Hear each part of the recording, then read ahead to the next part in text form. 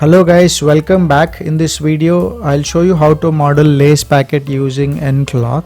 To start with, I would go with a polygon cube and then set the dimensions of it. So I'm going to choose width of 5 and height of 6.5 and then depth of 0.5. So I'm going to add the width subdivisions and the height subdivisions to keep it square, and then the depth I'm going to put it to 0.3 so that this is almost a cube shape. Okay, so before going into the simulation part, I would like to UV edit this.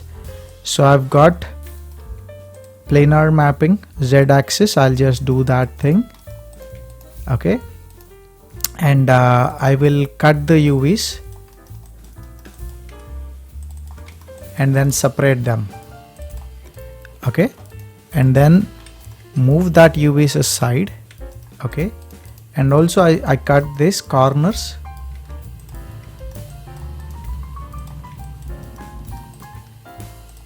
Okay, and then unfold both the UVs there. Unfold, unfold. Okay, so once I have unfolded them, I'm going to select the model and then apply layout so that they will be placed in the UV shell. So I'm going to select both of them and I'm going to scale it so that I can use maximum space of the UV.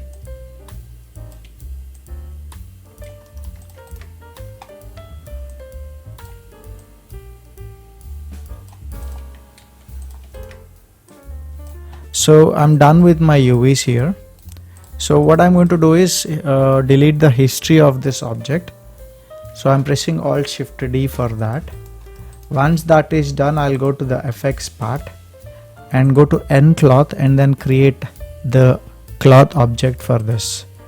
So open the attribute editor. Okay, and then starting from the dynamic properties, stretch resistance is 20, compression is 10, perfectly okay. I'll put shear resistance of 40 and then I'm going to choose pressure mapping of 1 and then I will ignore the solver gravity there. So once that is done, and if I play it, I get this. Okay, so while I'm playing this, I should generally do it slowly so that I can stop this at a particular point where I get a decent model. At 14th frame it looks good. Okay, so I'll go back and then stay at 14th frame and then I will duplicate that object. Just press Ctrl D and then that is duplicated and you can delete the rest of the objects there. Okay, and then you can apply soften edge just to make it look more soft on all corners. Okay, once that is done, I have to select these faces here. So I'm selecting the faces from there till there. I'll use transform component tool. So I'm going to select it from the edit mesh menu and then scale it. Okay, so it will scale in their local axis. Normal scale tool will make it straight, which is not correct. So I'm going to press Ctrl E to extrude and then push it up. Once that is done, adjust these points here. So I'm going to select that, move it and then just relax them nicely. Do it on the other side also. So select that face and the last face, double click, it will select the loop and then once that is selected, go to the edit mesh, use transform component and then scale it. Once I've scaled it, press Ctrl E and push it in the Z axis and then select the vertices and then nicely relax this area. Once that is done, I'm going to use insert edge loop tool and then put 2 loops here and 2 loops there. Do it on the bottom side also.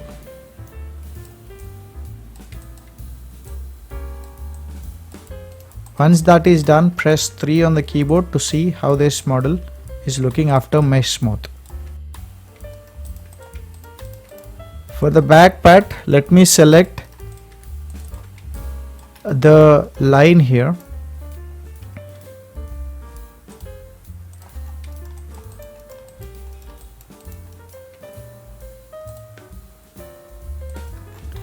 Okay, I've selected this line here, and then I'm just pressing control. I'm applying the bevel and then increase the fraction there.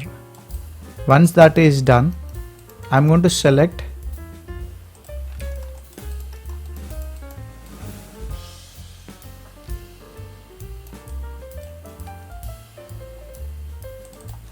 that faces and then press Ctrl E to extrude them. Okay, and then move it aside like that. So some penetrations has to be manually fixed.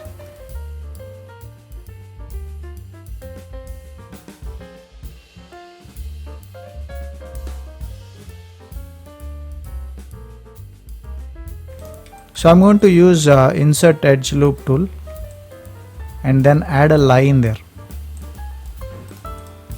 Press 3 on the keyboard to get to see the back flap there as per the packing. Okay, so I got all the details properly done. Now using these details, we would so you should able to see the UVs here, which is already done, but I need to separate this back part here, which is there.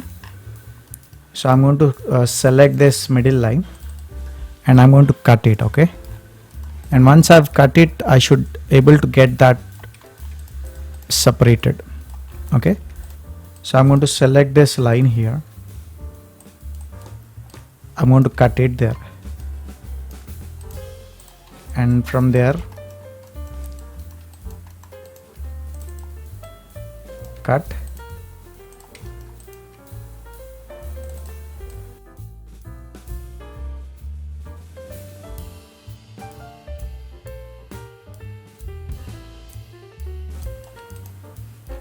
Now let me select that and then move it and then unfold it. Okay, I need to scale it. I'm this shape. I don't want this shape to be affected. So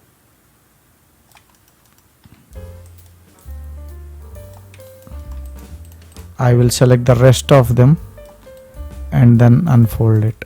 Okay, just light shear I may get. So that's one thing, and we have the tip of this side. Maybe I'll stitch it like that, and here also I'm going to stitch it. So let me see how this checkers are. So I'll repeat it to 15 by 15,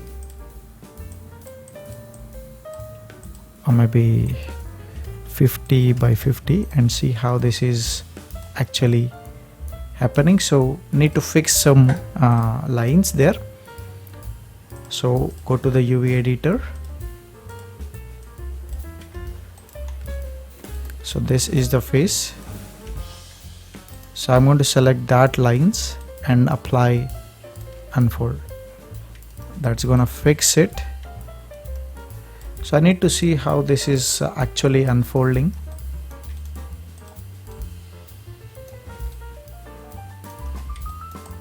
If I don't put proper cuts, you may end up getting odd results. Here the whole mess up is because of this extra detail. So again I need to cut it there. So I'm separating it, cut that, and here these two lines also will create a problem. Cut them. select the UV and move it,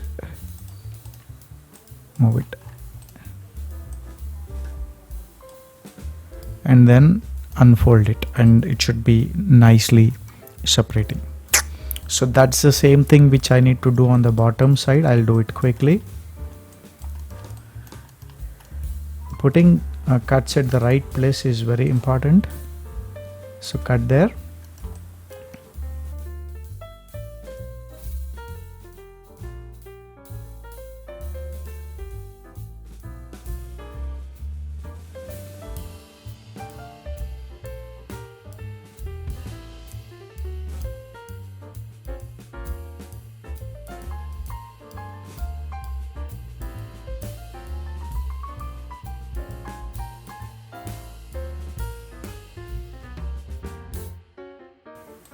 So let me check the checkers and see whether I've got it correctly. And lastly, I've got this faces here.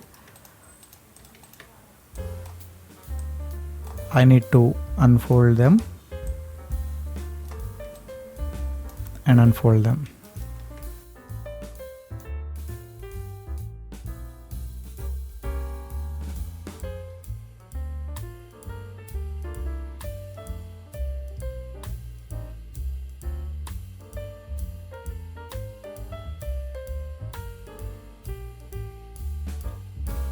So you could able to see I have done UV unwrapping of this model, and I've got the checkers properly done, and the UVs are laid in the tile, the 01 tile.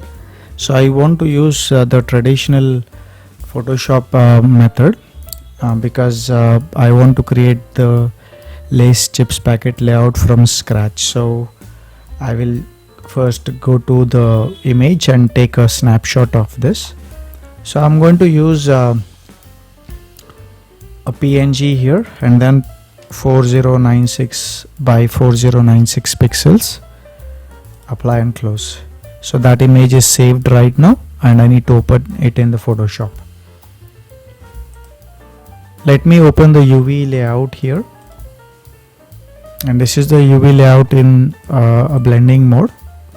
So I'll take a new layer which is going to be below, and then pick some color there to start with, something like that. So you should able to see that lines. For better visibility, I select that lines and then put a black color on top of it. So I should able to see that lines clearly. So this is where I need to do that whole layout. So we have I've brought a PNG image from internet, so I'm going to take that and put it there. So it's very small, and I'm going to put it like that. So the quality is less. I could not find a better quality than this, so I'm going to use this, and then delete that. So I'm going to rasterize this layer, delete and delete. So that's the first layer. So let me put this layer below, and that's the first thing. So this layer is going to be slightly bigger, and this is my center line, so I'm going to put that as a reference. And I have got outer glow for this, so I choose outer glow effect, and it should be white, and the opacity should be white, and good to go.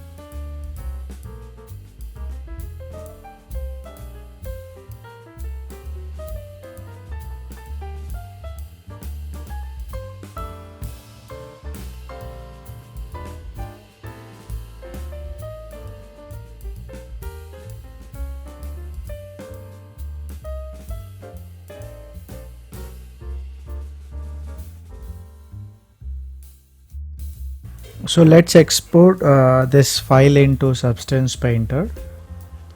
So here in Substance Painter, let me import this one. Okay, I'm choosing the 4K size and selected the file and then say OK. And then I've already imported the texture. If not, you can use just drag and drop here and then say this is a texture and import it for the current session, and then you'll get it here. So what you need to do is take the layer and then in this layer drag and drop into the base color like that. So you get that. So you can reduce roughness and then you get this. Okay, so as far as the folds and wrinkles are concerned, yeah, you can add it. I'm going to take a new layer and I'm not going to use the color or the other attributes. I want only height to be used, and I've got some textures with me. So I've downloaded this from the internet, so I'll share the link. So I've got this map, so I'll be using this alpha. So drag and drop here and then use this as a texture for the current session. So I got that texture, drop it into the height. So you should be able to see that. So come back to the material and then you should be able to see that. I think I can place it to edge and that should work fine. Okay, so that adds that extra layer to it.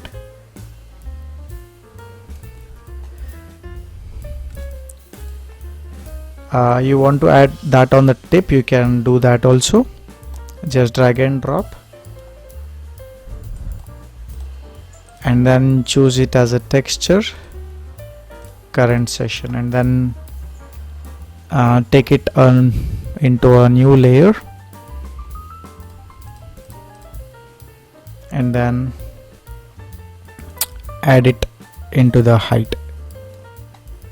Okay, so make sure that you are not repeating it, and then you're putting that there.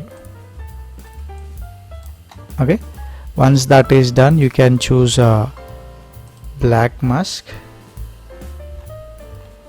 and then add a paint layer and paint white.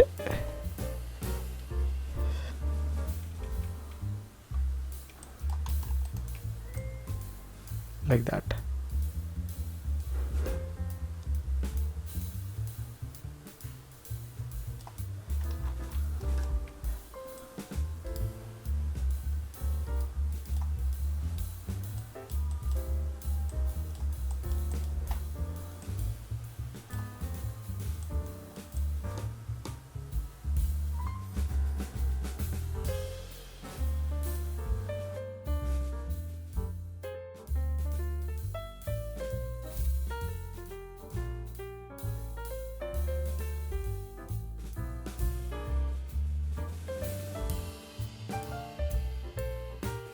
Okay, so if you could see, it has got that extra character of folds.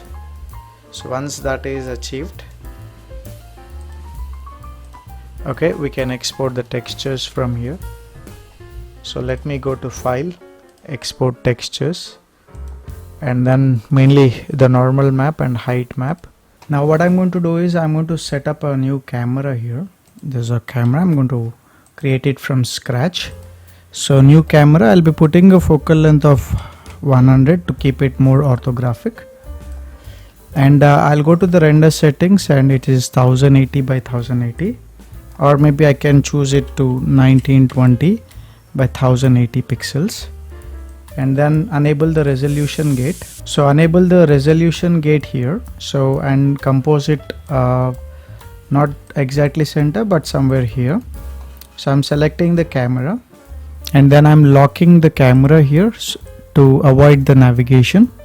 so I can't do any navigation right now. I'll be taking a plane.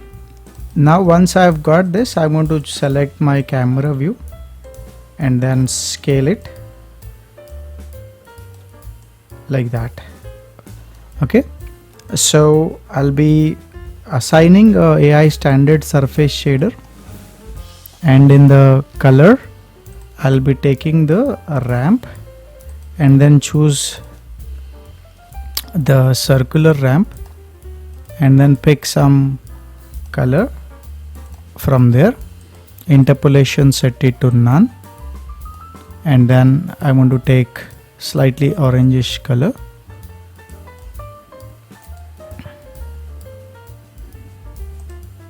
And then keep putting more concentric circles like that. Okay,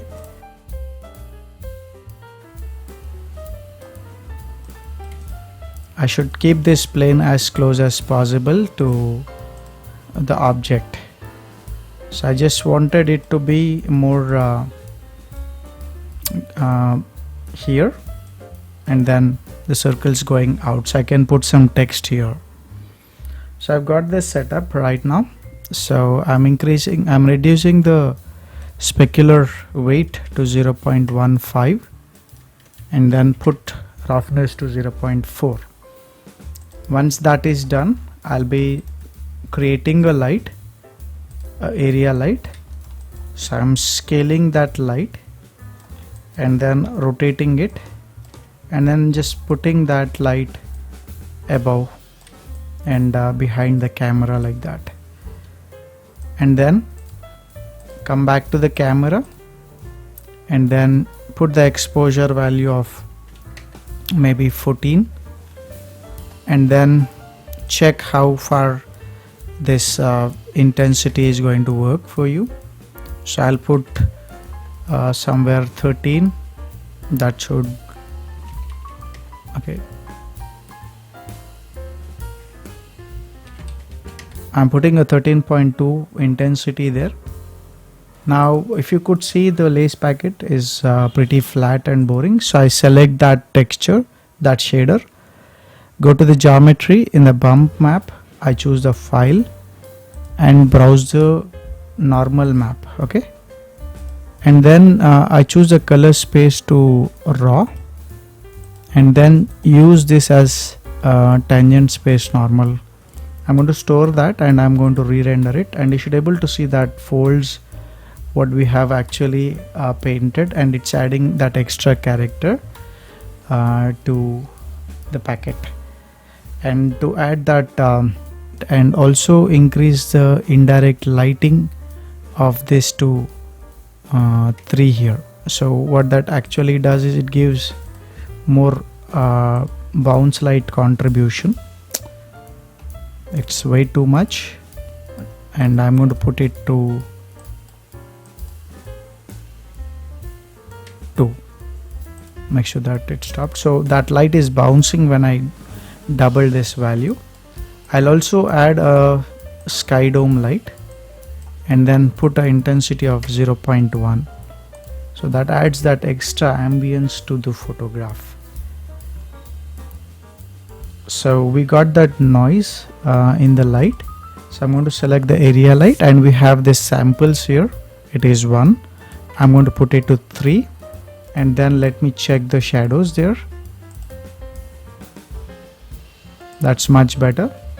I will go to the perspective view and then make a bigger light and then make the shadows more soft. That should be fine, and then let me render it, and then you got nice soft ambient light and soft box lighting the scene. Okay, so that is it here, the final output of what we have done. Let me know if you want me to do any other product.